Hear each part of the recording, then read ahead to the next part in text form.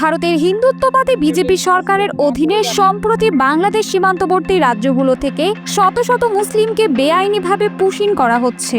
আন্তর্জাতিক মানবাধিকার সংস্থা হিউম্যান রাইটস ওয়াচ HRW এর এক প্রতিবেদনে বলা হয়েছে, ভারতের এসব রাজ্যে বসবাসরত বহু বাঙালি মুসলিম, যাদের অনেকেই ভারতীয় নাগরিক, কোনো রকম আইনি প্রতিক্রিয়া ছাড়াই বাংলাদেশে ঠেলে দেওয়া হচ্ছে তাদের।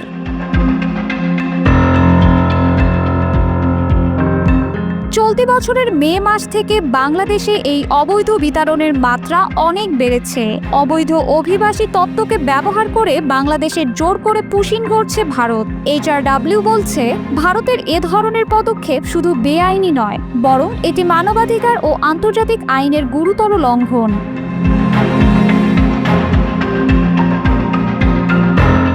HRWর এশিয়া অঞ্চলের পরিচালক ইলেইন পিয়ারসন বলেন, বিজেপি সরকার যেভাবে ভারতীয় মুসলিম সহ জাতিগত বাঙালি মুসলিমদের নির্বিচারে দেশ থেকে বের করে দিচ্ছে, তা একটি বৈষম্যমূলক ও মানবতা বিরোধী মনোভাবের বহিঃপ্রকাশ।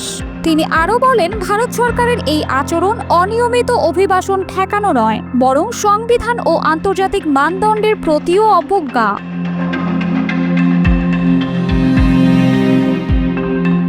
HRW গত জুন মাসে 9টি ভিন্ন মামলার 18 জন ভুক্তভোগীর সাক্ষাৎকার নিয়েছে। তাদের কেউ কেউ আবার বাংলাদেশে জোর করে পাঠিয়ে দেওয়ার পর ফের ভারতে ফিরে এসেছেন, আবার অনেকে এখনও নিখোঁজ। এ ব্যাপারে ভারতের স্বরাষ্ট্র মন্ত্রণালয়ে চিঠি দিয়ে জানতে চাওয়া হলেও কোনো জবাব পাওয়া যায়নি।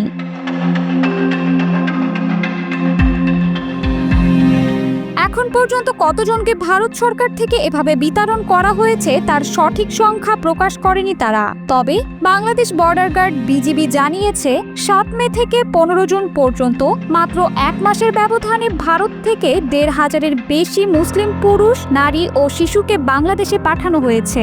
এদের মধ্যে অন্তত 100 জন রোহিঙ্গা শরণার্থীও রয়েছেন।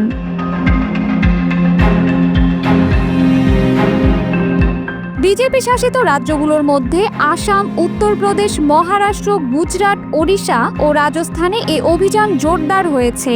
আটক ব্যক্তিরা মূলত দরিদ্র অভিবাসী শ্রমিক। অভিযোগ রয়েছে, ভারতের সীমান্তরক্ষী বাহিনী BSF অনেক সময় মারধর ও হুমকি দিয়ে নাগরিকদের শনাক্ত না করেই বাংলাদেশে ঠেলে দিচ্ছে। পরবর্তীতে এদের মধ্যে অনেকেই ভারতীয় নাগরিক প্রমাণিত হওয়ায় সরকার তাদের ফিরিয়ে নিতে বাধ্য হয়েছে।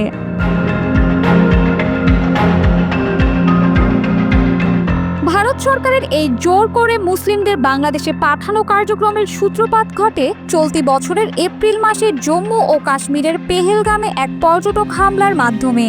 এই ঘটনার পর থেকে ভারতে মুসলিমদের ব্যাপক হয়রানি, কাগজপত্র জব্দ, যোগাযোগ বিচ্ছিন্ন করা এবং জোরপূর্বক সীমান্ত পার করানোর অভিযোগ সামনে আসে।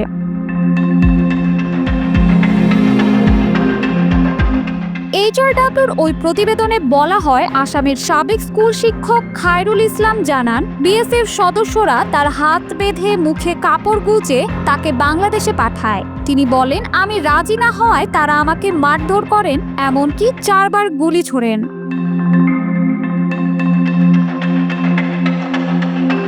ভারতে মুসলিম অভিবাসন নিয়ে বরাবরই রাজনীতি হয়েছে।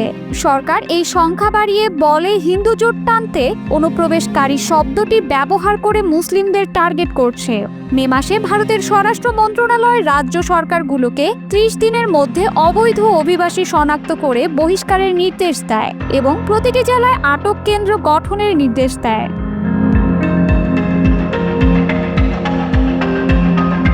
বাংলাদেশ সরকার 8 মে একটি চিঠিতে এই পুশিং কার্যক্রমকে অগ্রহণযোগ্য বলে উল্লেখ করেছে এবং জানিয়েছে, তারা কেবল যাচাই করা বাংলাদেশিদেরই গ্রহণ করবে এবং তা অবশ্যই কূটনৈতিকভাবে করতে হবে।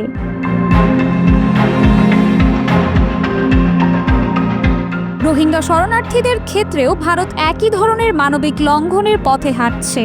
মে মাসে আসামের একটি আটক কেন্দ্র থেকে প্রায় 100 রোহিঙ্গাকে বাংলাদেশে পাঠানো হয় এবং আরও 40 জনকে সমুদ্রপথে মিয়ানমারের দিকে ঠেলে দেওয়া হয়। জাতিসংঘ এই ঘটনাকে মানবিকতার অবমাননা বলে মন্তব্য করেছে।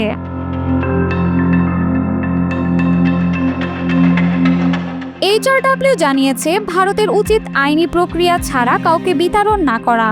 প্রত্যেক ব্যক্তিকে আত্মপক্ষ সমর্থনের সুযোগ, দক্ষ আইনজীবীর সহায়তা এবং উপযুক্ত খাদ্য, আশ্রয় ও চিকিৎসা দিতে হবে।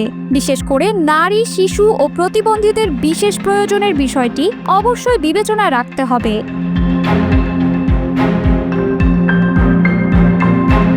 পরিশেষে হিউম্যান রাইটস ওয়াচের মন্তব্যে বলা হয়েছে, এভাবে লোকজনকে ঝুঁকির মুখে ঠেলে দেওয়া শুধু ভারতীয় সংবিধান নয়, বরং ঐতিহাসিক আশ্রয়দাতা দেশের ভাবমূর্তিকে কলঙ্কিত করছে।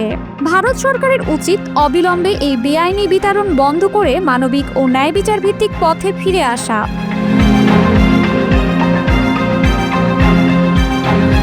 হঠাৎ করে ভারতের এই পুশিন খেলার নেপথ্যে কোনো বড় ধরনের ভয়ঙ্কর ছক রয়েছে বলে মনে করছেন বিশেষজ্ঞরা। সেই পরিকল্পনা বাংলাদেশ যত দ্রুত ধরতে পারবে এবং প্রতিকারমূলক ব্যবস্থা নিতে পারবে, ততই মঙ্গল বলে মনে করছেন বোদ্ধারাও।